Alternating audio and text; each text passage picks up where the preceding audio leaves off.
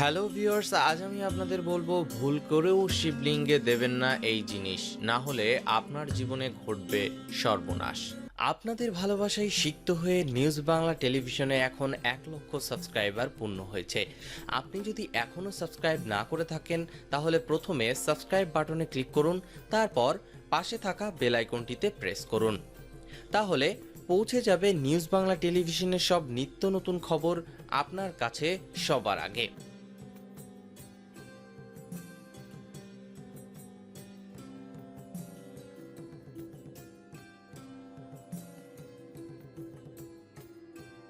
আগামী 4 মার্চ 2019 শিবরাত্রি। শিবের মহান রাত্রি হলো শিবরাত্রি।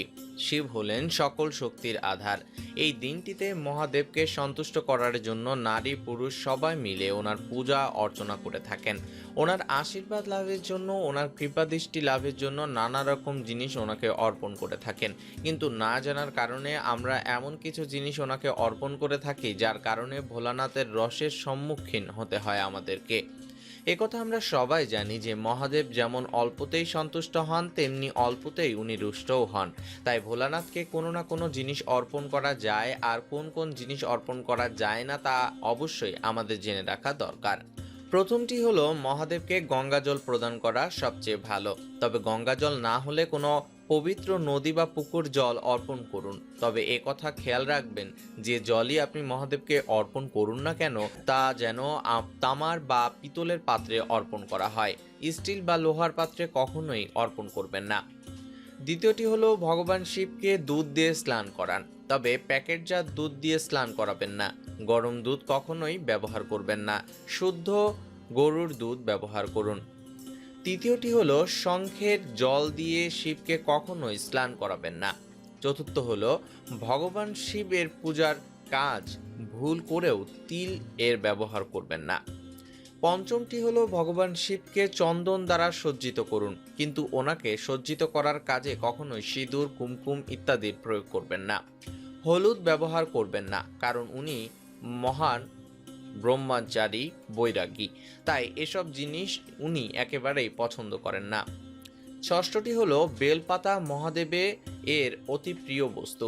বেলপাতা দিয়ে ভগবান শিবের পূজা করলে উনি খুবই সন্তুষ্ট হন, তাই বেলপাতা ভগবান শিবকে অবশ্যই অর্পণ করবেন। কিন্তু 3টি পাতা যেন অবশ্যই থাকে এমন বেলপাতায় মহাদেবকে অর্পণ করবেন।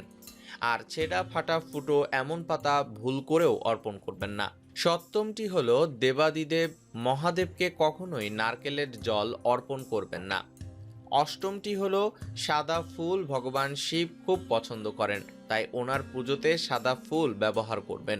কিন্তু ভুল করেও কেতকী ও চম্পা ফুল দিয়ে ওনার পূজা করবেন না। ওনার পূজাতে ধুতরা ফুল ও ফল অবশ্যই রাখবেন। আকন্দ ফুলের মালা বা ফুল ওনাকে অর্পণ করলে উনি খুবই সন্তুষ্ট হন। নবমটি হলো মহাদেবকে স্নান করানোর পর আতপ চাউল অর্পণ করতে ভুলে যাবেন না যেন। তবে খেয়াল রাখবেন আতপ চাল যেন গোটা হয়। ভাঙা চাউল অপূর্ণতার প্রতীক, তাই আপনি পূজার পূর্ণ ফল লাভ করবেন না। দশমটি হলো ভোলানাথের পুজোতে তুলসী পাতার ব্যবহার কখনোই করবেন না। ভিউয়ার্স, এই ছিল আমাদের আজকের ভিডিও। আশা করি ভিডিওটি আপনাদের ভালো লেগেছে। আর ভিডিওটি ভালো লাগলে অবশ্যই ভিডিওটিতে একটি লাইক করবেন, কমেন্টে আপনার মতামত জানাবেন এবং ফেসবুকে অবশ্যই আপনার বন্ধুদের সাথে শেয়ার করবেন। ধন্যবাদ।